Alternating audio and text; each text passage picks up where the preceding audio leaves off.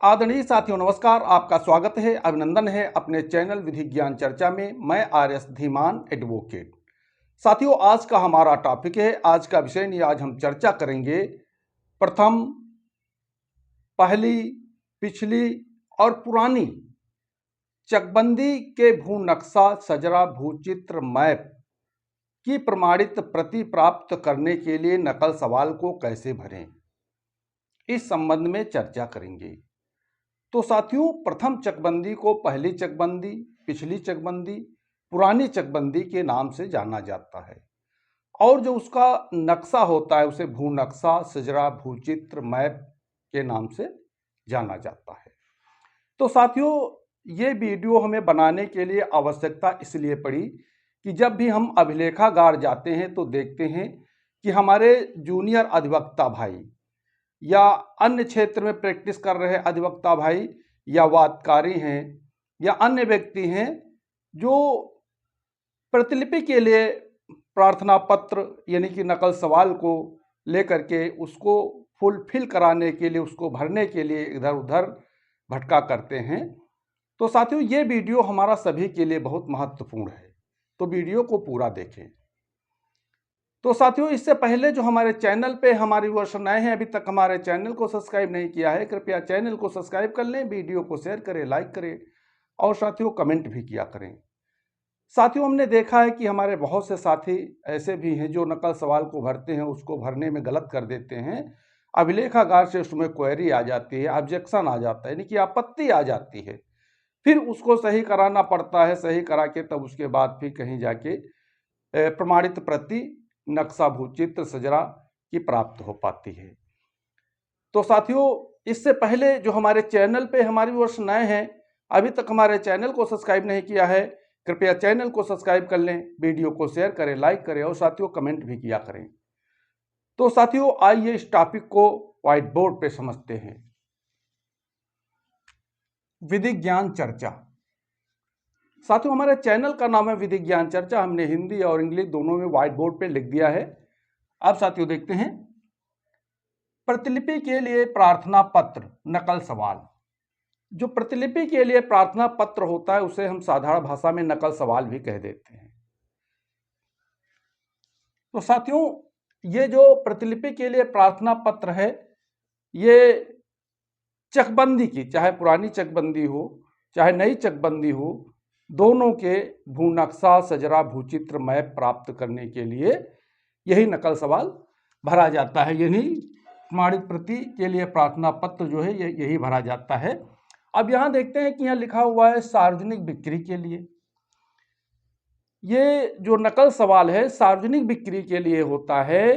कोई भी व्यक्ति दुकान से खरीद कर इसको भरकर अपनी जो चकबंदी है, चाहे नई हो चाहे पुरानी हो, उसका भू नक्शा सजरा भूचित्र मैप प्राप्त कर सकता है।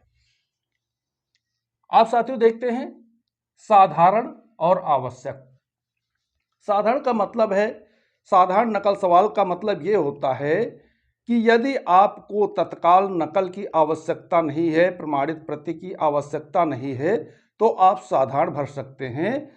साधारण में टिकट थोड़ा कम लगता है। उसके बाद आवश्यक।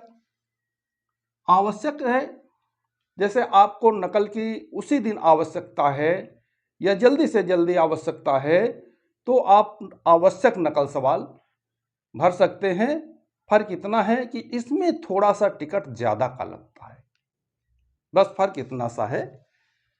उसके बाद साथियों देखते हैं, यहां कोर्ट फीस, यहां हम कोर्ट फीस के लिए 1 रुपए का टिकट लगा देंगे। ये कोर्ट फीस के लिए टिकट लगाया जाता है। फिर उसके बाद देखते हैं कि सेवा में, यदि हमको किसी न्यायालय से किसी मुकदमे की प्रति से प्रमाणित प्रति प्राप्त करना है, तो हम सेवा में यहाँ न्यायालय का नाम लिखेंगे। लेकिन जो चकबंदी के अभिलेख हैं वो कलेक्टर अभिलेखागार से ही प्राप्त होते हैं, चाहे वो आपका आधार वर्ष खतौनी हो या फिर CH11 हो या फिर 2A हो या फिर 23 हो या 4145 हो, सभी जो है कलेक्टर अभिलेखागार से प्राप्त होते हैं। और चकबंदी का भू नक्शा, सजरा, भूचित्र, मैप भी कलेक्टर कार्यालय से प्राप्त होता है। तो यदि साथियों हमको यहाँ एक बात और जानना जरूरी है कि यह साथियों हमको किसी मुकदमे की पत्रावली से नकल लेना है तो हम यहाँ न्यायालय का नाम लिखेंगे और जो विवरण दिया गया है इस विवरण के अनुसार ही हम उसको भरेंगे, फुलफिल करेंगे। जैसे कि यहाँ पे लिखा हुआ है प्रार्थी का नाम एवं पता, फिर वाद का वर्णन जिसकी पत्रावली से प्रतिलिपि चाहिए, वाद के पक्षों के नाम, वाद का प्रकार, निर्णय का दिनांक, निर्णय करने वाले न्यायालय का नाम, उस पत्र का नाम और वर्णन जिसकी प्रतिलिपि चाहिए, प्रतिलिपि के जिसके लिए प्रतिलिपि की आवश्यकता है अर्थात निजी उपयोग के लिए अथवा किसी न्यायालय में प्रस्तुत या दाखिल करने के लिए।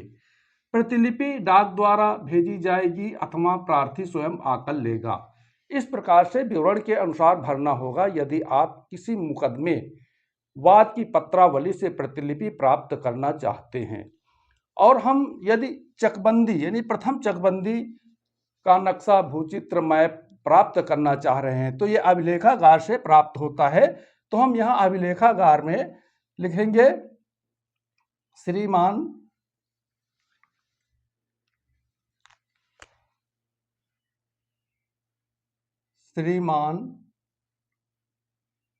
अभिलेखागार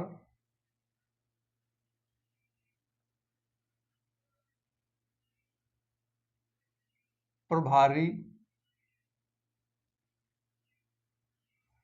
कलेक्टर, क्योंकि कलेक्टरी कार्यालय से मिलेगा तो हम यहाँ कलेक्टरी कार्यालय लिख देंगे।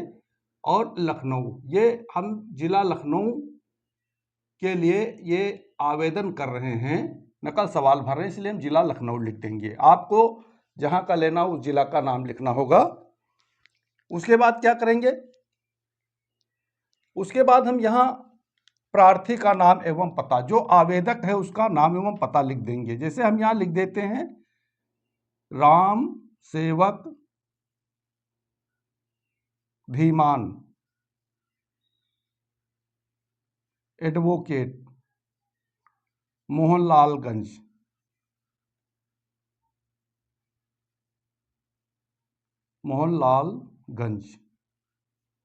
जिला लखनऊ। आप यहाँ अपना मोबाइल नंबर भी लिख देंगे, आप जो है यहाँ पे अपना मोबाइल नंबर भी लिख देंगे। उसके बाद हम इधर के जो दो कॉलम हैं जिसमें प्रतिलिपि के लिए आवश्यकता है अर्थात निजी उपयोग के लिए अथवा किसी न्यायालय में प्रस्तुत करने के लिए, यानी कि जो प्रतिलिपि आप प्राप्त करना चाह रहे हैं वो निजी उपयोग के लिए प्राप्त कर रहे हैं या किसी कार्यालय में लगाने के लिए यानी कि न्यायालय में लगाने के लिए प्राप्त कर रहे हैं। तो यदि निजी उपयोग के लिए कर रहे हैं तो लिख देंगे निजी उपयोग हेतु। और ये जो आखिरी वाला कॉलम है जिसमें लिखा है प्रतिलिपि डाक द्वारा भेजी जाएगी अथवा प्रार्थी स्वयं आकर लेगा, तो यदि स्वयं लेना चाहते तो आप यहाँ स्वयं लिख देंगे, इस प्रकार से लिख देंगे। अब हम यहाँ पे लिखेंगे, यहाँ पे हम लिखेंगे प्रार्थना पत्र बाबत, यानी कि प्रार्थना पत्र बाबत प्रमाणित प्रति भू नक्शा सिहद्दा सहित, यानी कि प्रार्थना पत्र बाबत प्रमाणित प्रति भू नक्शा सिहद्दा सहित। जो बाबत है, बाबत का मतलब होता है के संबंध में या के लिए, और जो आपका ये नक्शा लिखा भू नक्शा, इसको आप सजरा भी लिख सकते हैं, भू चित्र लिख सकते हैं या मैप लिख सकते हैं या केवल नक्शा लिख सकते हैं, तब भी चल जाएगा। उसके बाद जो सिहद्दा सही लिखा है, सिहद्दा का मतलब होता है कि जिस गाटे की हम प्रति चाह रहे हैं, नक्शा चाह रहे हैं, उस गाटे के चारों ओर और हो सके तो सिहद्दा सहित कोई फिक्स पॉइंट सहित नक्शा जारी किया जाए, इसलिए हम सिहद्दा सहित लिख देते हैं। उसके बाद गाटा संख्या, गाटा संख्या को आप खसरा संख्या भी लिख सकते हैं, जैसे कि हमने यहाँ गाटा संख्या लिख दिया है। गाटा संख्या ये आपका 240 है, आपका जो भी हो वो लिख देना है। हम यहाँ गाटा संख्या 240 लिख रहे हैं। गाटा संख्या को आप खसरा संख्या भी लिख सकते हैं। तो उसके बाद स्थित ग्राम, स्थित ग्राम जिस गांव में भूमि स्थित है, जिस गांव का आप नक्शा प्राप्त कर रहे हैं, उस गांव का नाम, यानी कि स्थित ग्राम, हमने यहाँ उत्तर गांव लिख दिया है स्थित ग्राम, तो आपका जो भी ग्राम हो वो आप लिखेंगे। उसके बाद जो ग्राम है वो किस परगना में स्थित है, तो हमने परगना निगोहा भी लिख दिया है। फिर तहसील का नाम, वो गांव जिस गांव का हम नक्शा चाह रहे हैं, भूचित्र चाह रहे हैं, वो गांव किस तहसील में है, तो तहसील का नाम लिख दें, जैसे हमने यहाँ लिख दिया तहसील मोहनलालगंज। फिर जिला का नाम, हमने यहाँ जिला लिख दिया लखनऊ, क्योंकि जो हम भूचित्र की प्रमाणित प्रति प्राप्त कर रहे हैं वो जिला लखनऊ की है, तो यहाँ जिला लखनऊ लिख देंगे। ठीक है। उसके बाद यहाँ हस्ताक्षर, यानी कि आवेदक के हस्ताक्षर होंगे, तो यहाँ हम हस्ताक्षर कर देंगे और यहाँ दिनांक डाल देंगे, जैसे कि आज दिनांक है 24 अगस्त 2026, तो हम यहाँ दिनांक डाल देंगे 24 अगस्त 2026। जिस दिनांक को आप आवेदन कर रहे हैं वो दिनांक डाल देंगे।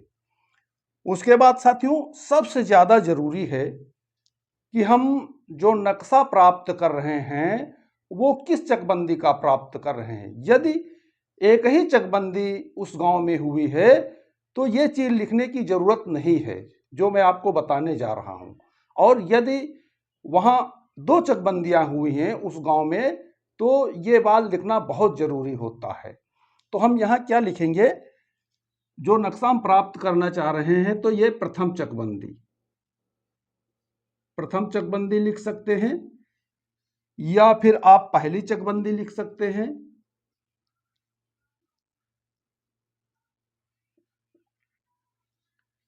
या फिर आप पिछली चकबंदी भी लिख सकते हैं। क्या लिख सकते हैं, पिछली चकबंदी।